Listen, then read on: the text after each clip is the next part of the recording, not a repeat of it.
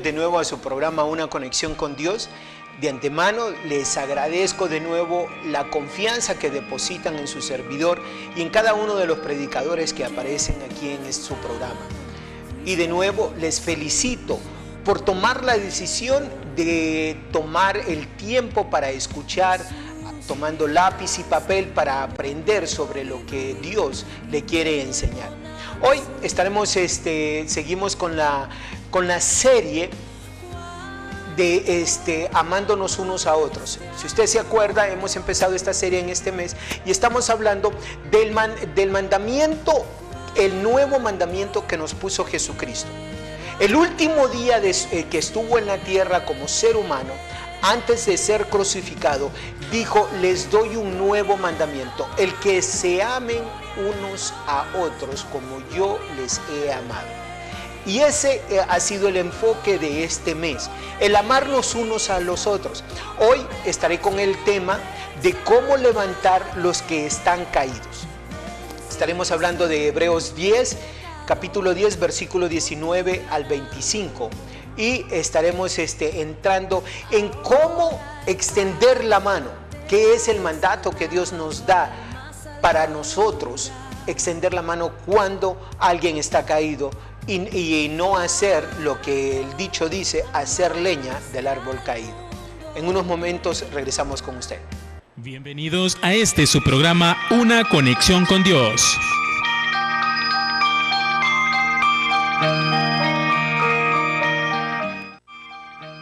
Bueno, como les acabo de mencionar, el ayudarnos unos a otros o el extender la mano, el exhortar a los hermanos cuando están caídos, es un mandamiento que viene de parte de Dios.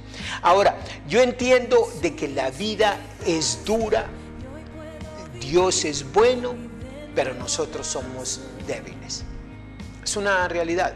Ahora, cuando Dios nos dice, cuando Jesucristo nos dice el amarnos unos a otros, Jesucristo no está hablando de ese amor de Hollywood, ese amor donde mientras me conviene estoy presente. Una vez que no me convenga, una vez que te enfermes, una vez que subas unas cuantas libras de peso, una vez que caigan unas cuantas arrugas, una vez que suceda algo que no va con aquello que yo quiero, que a mí me gusta, que estoy enfocado en lo que es para mí, entonces ya en ese momento el amor se terminó. El hermano Silvano hablaba la semana pasada de esa parte de cuando nosotros con nuestra pareja, con nuestra esposa o nuestro esposo, en el caso de las damas, están enfocados en lo que ellos quieren en vez de ese compromiso, ese amor fileo. Pero les quiero comentar qué es la exhortación o cómo funciona la exhortación, qué significa la palabra exhortación. Y dice, buscando en el diccionario, dice: acción de incitar a una persona a hacer algo o a actuar de cierta manera mediante razones o ruegos. En algún diccionario bíblico miré: de acuerdo a la verdad, a la palabra de la verdad. Y esto es lo que sucede, tanto usted como yo. Llegará un momento donde nos sentimos débiles.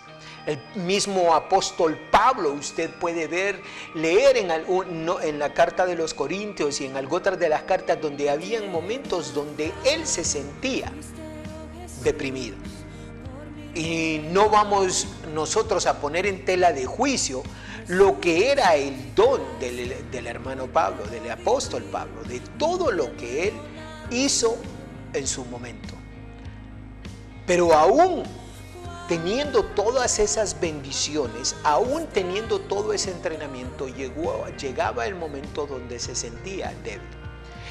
Y les quiero comentar una historia porque sé de que a veces aprendemos más basados en las historias o en las vivencias que hemos tenido versus simple y sencillamente yo hablarles sobre el tema. Y me voy a ir a lo que es el año pasado, en mayo del año pasado, mayo del 2015. Les comentaba en algún momento que yo, mientras estaba buscando la guianza de Dios, la guía de Dios, mientras buscaba la revelación de Dios, Dios me llevó a Miami. Y allá hubo una persona quien Dios usó para traer palabra, ministrar mi vida. Bueno, ¿qué sucede? En aquel momento yo vengo manejando de Miami hacia Dallas y vengo preguntándome, cuestionándome una serie de cosas. ¿Es Alexis, eres tú, es Dios? A pesar de que Dios me había hablado, a pesar de que Dios había sido claro, específico, pero el temor, la inseguridad, la incerteza, en esos momentos necesitamos de ese amigo que nos exhorta. Y le quiero comentar, venía yo manejando de Miami hacia Dallas, y estaba, básicamente son 24 horas de manejo. Ya estaba yo a 3 horas de llegar a Dallas, cuando me llama un amigo al cual yo le había llamado el día anterior cuando salí de Miami. Y le comentaba a mi amigo y le decía, fíjate que me sucedió esto. Le decía yo, estoy indeciso, estoy pensando de que el Señor me llamó al ministerio tiempo completo, a pesar de que yo vengo con esa idea. Y lo que sucede con esto es lo siguiente, que cuando yo estoy haciendo la voluntad de Dios, estoy siguiendo su palabra, pero viene la incerteza. Viene ese amigo mío y me dice, Alexis, hace 3 años nos sentamos en un Sam's Club, me invitaste a un ice cream y me comentaste lo que Dios te había revelado. Ahora, en aquel momento, ese hermano sirvió como un empuje a yo poder tomar una decisión, no por lo que él me decía, sino por la exhortación, la confirmación de la palabra que él me daba. En ese momento, ese hermano sirvió para eso. Ahora, ¿qué sucede?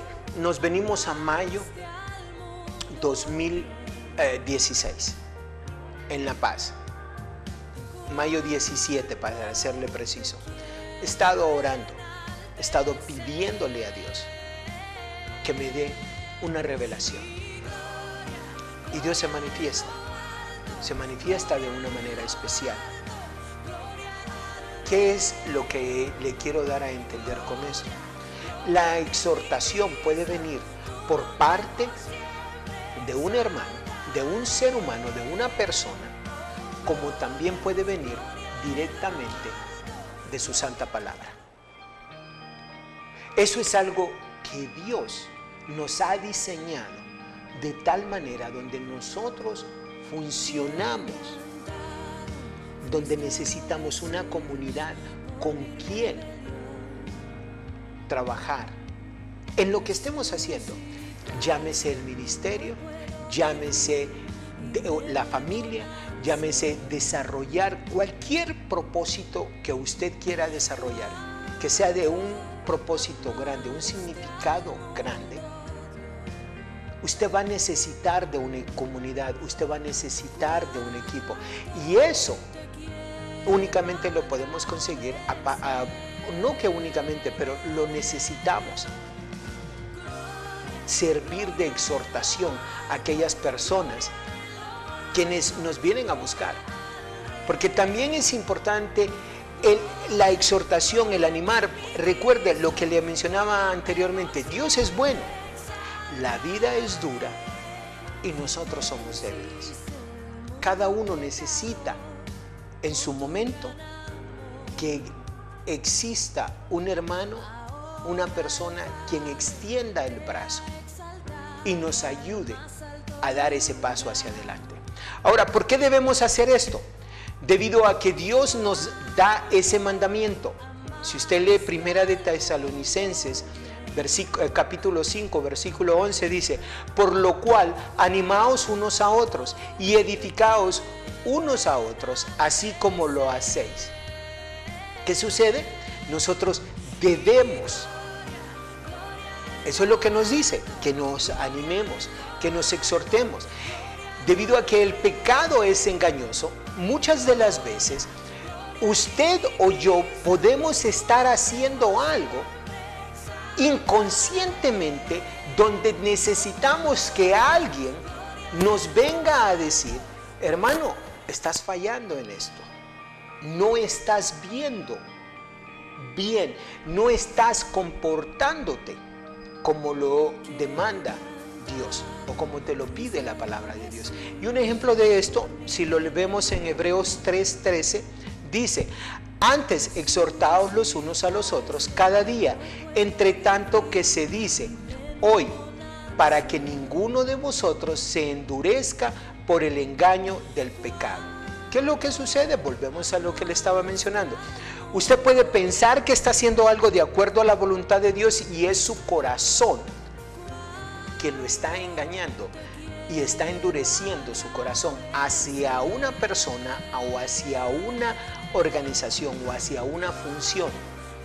Un ejemplo de esto, si usted se va a Reyes, cuando Samuel le llama la atención y él endureció su corazón. Ahora, ¿qué sucede? Había una persona a quien le estaba diciendo a él: no hagas esto, corrige esto. Pero él siguió empecinado en buscar hacerle daño a David. Muchas de las veces nosotros cometemos ese error. Entonces, ¿por qué necesitamos esa exhortación? ¿Por qué necesitamos que venga ese hermano y nos hable en amor sobre lo que es la palabra de Dios? Para poder mirar esas debilidades o esas cosas que estamos haciendo que no van de acuerdo a la voluntad de Dios. Otra de las razones, dado que el crecimiento espiritual requiere que usted tenga esa ayuda. En Primera de Tesalonicenses, capítulo 3, versículo 2, nos dice: y enviamos a Timoteo, nuestro hermano, servidor de Dios y colaborador nuestro en el Evangelio de Cristo, para confirmaros y exhortaros respecto a vuestra fe. ¿Qué significa? Usted puede ver dónde incluso el apóstol Pablo mandó a Timoteo para que pudiera exhortar, para que pudiera animar a que su fe estuviera de acuerdo a la voluntad de Dios. Y miramos uno tras otro ejemplo de lo que el apóstol Pablo nos está enseñando referente a eso. Otra razón, debido a que perder la perspectiva tan fácilmente. Nosotros podemos perder la perspectiva. Un ejemplo de esto, 2 de Corintios, capítulo 7, versículo 3 al 7, dice lo siguiente: no lo digo para que condenaros, pues ya he dicho antes que estáis en nuestro corazón para morir y para vivir juntamente. Muchos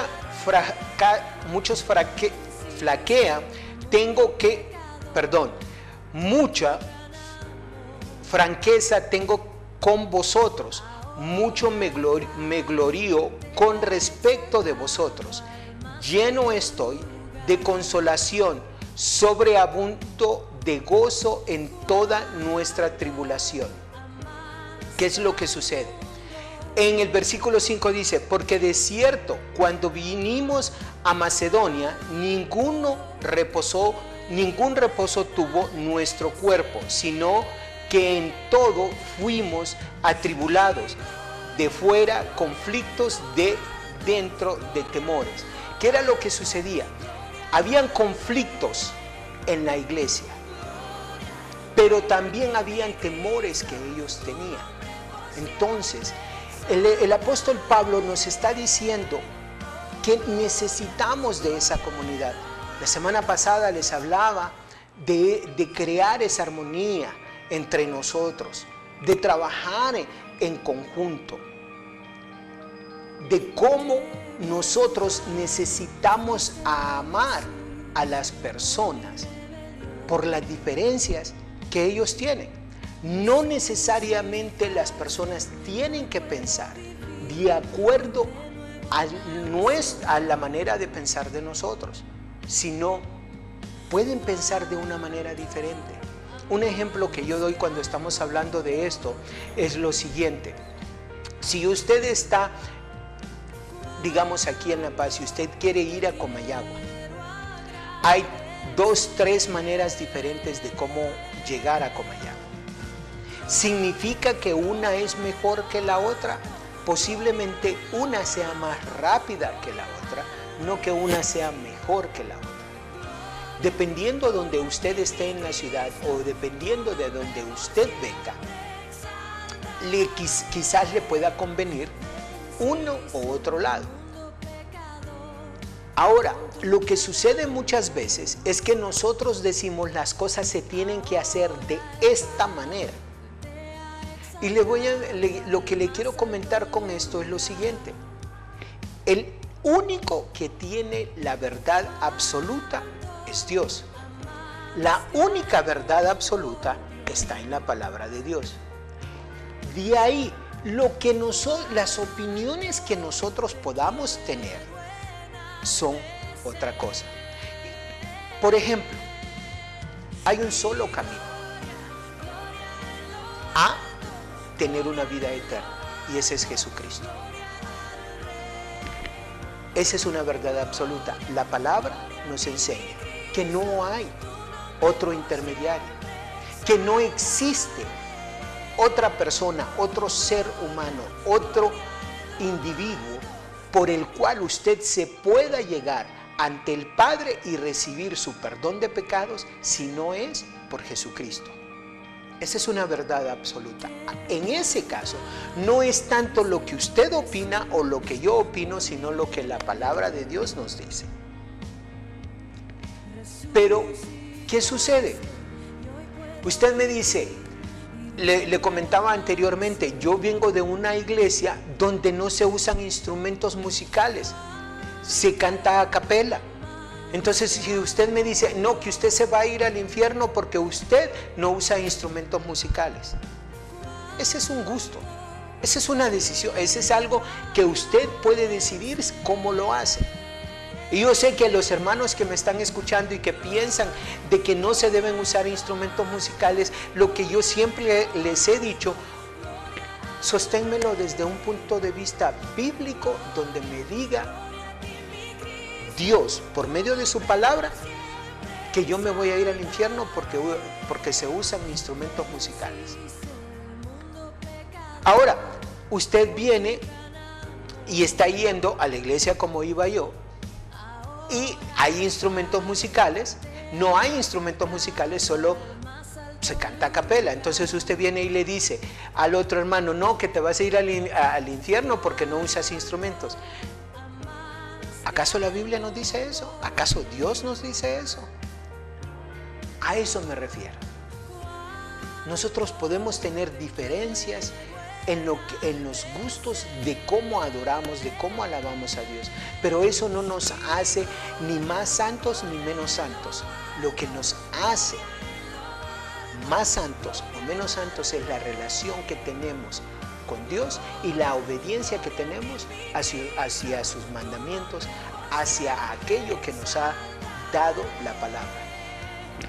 Otro aspecto, ¿qué aspecto tiene el estímulo bíblico?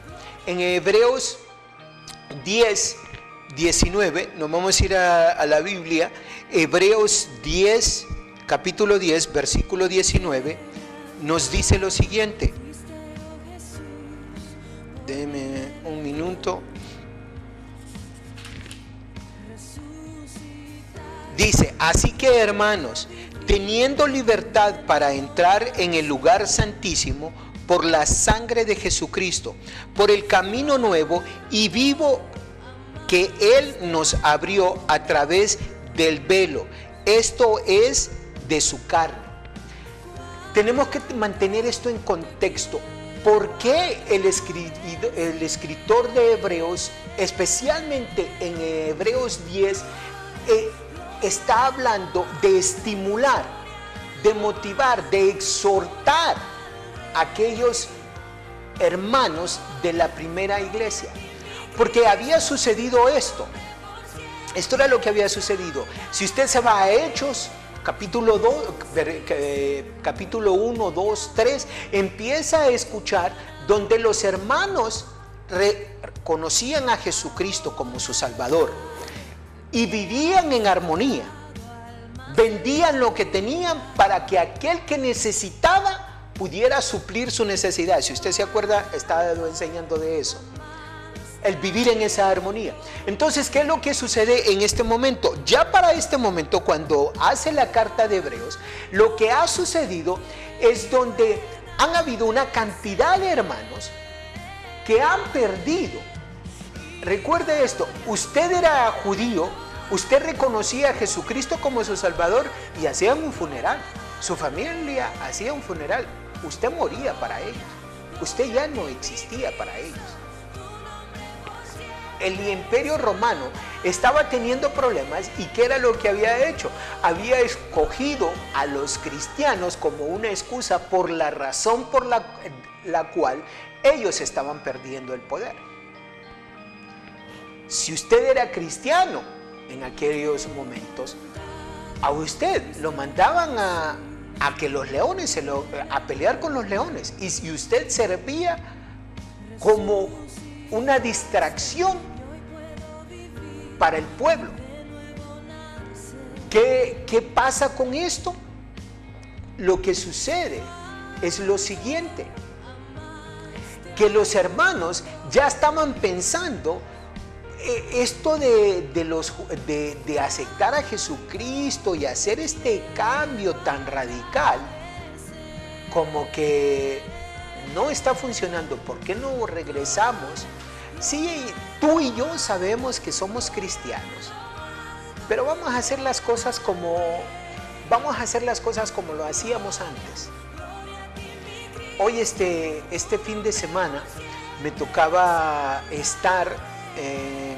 compartir con algunas personas y me hicieron esta pregunta: ¿por qué es que algunos hermanos aceptan a Jesucristo como su Salvador y luego vienen y regresan a adorar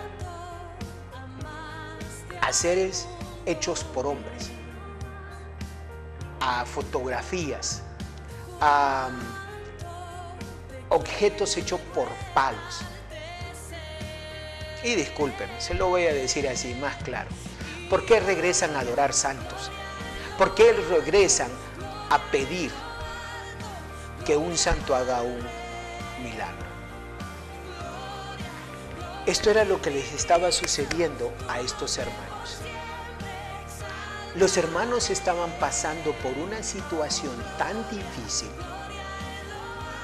que se les hacía más fácil volver atrás, aún cuando ya conocían la verdad. Y usted diría, ¿por qué esta gente haría eso? Mi pregunta es, ¿por qué esa gente haría eso? ¿O por qué quizás nosotros estamos todavía haciendo eso? Y usted podrá decirme, no, Alexis, yo no estoy adorando ninguna imagen, yo no estoy hincándome enfrente de una imagen ni nada por el estilo. Sí, posiblemente usted no esté haciendo eso. Quizás su imagen se cambió a un edificio, quizás su imagen se cambió a una persona, quizás su imagen se cambió a un ministerio, quizás su imagen se cambió a un título de liderazgo que se le ha dado. Se le ha dado un cierto reconocimiento y usted se siente que ahora sí tiene el reconocimiento, tiene el liderazgo, tiene todo aquello que usted estaba buscando y está llenando ese vacío que solo Dios puede llenar. Eso es lo que les estaba sucediendo a estos hermanos. Pero ojo, que nosotros somos muy rápidos para decir, miren cómo se pueden perder estos hermanos habiendo mirado todos los milagros que los apóstoles hicieron, todo lo que ellos habían convivido. Y mi pregunta es, ¿por qué usted no se reúne los lunes a las 6:30 de la tarde a orar, a glorificar el nombre de Dios y a pedir que Dios pueda bendecir nuestra ciudad? ¿Cuál es su imagen? ¿Su trabajo? ¿La película? ¿La novela? ¿El partido? ¿El platicar con los amigos en la esquina? ¿Cuál es su imagen? Mañana estaremos tocando más sobre este tema. ¿Cómo edificarnos? ¿Cómo exhortarnos? Hermano, espero que no tome esto como una manera de cómo se le está dando latigazos. Tómelo como una exhortación. Haga un análisis. Conteste esta pregunta. ¿Por qué se me hace tan difícil el ir e invocar el nombre de Dios, el nombre de Jehová, glorificar a su Hijo? ¿Por qué se me hace tan difícil el ir a pedir que Dios se manifieste en este lugar? Dios nos demanda, Dios nos exhorta a que hagamos eso. Y nosotros le estamos pidiendo, únase. No mire a una religión, no mire a un edificio, no mire a un líder, mire a Dios. Glorifique el nombre de Dios. No se vaya, continuamos con la segunda parte.